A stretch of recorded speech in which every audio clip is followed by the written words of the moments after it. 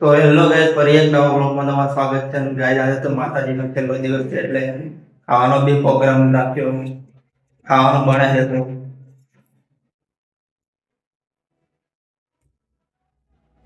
ચોખા બને, શાકની તૈયારી.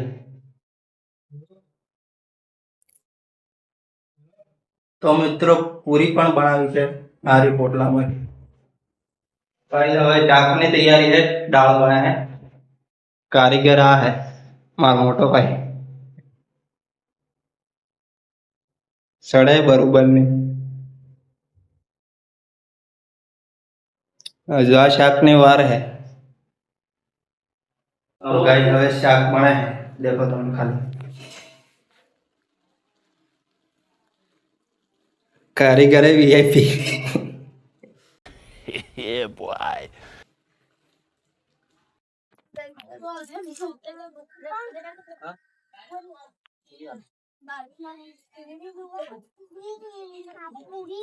तो फाइनली गाइस भजन चालू कर दियो हमारा.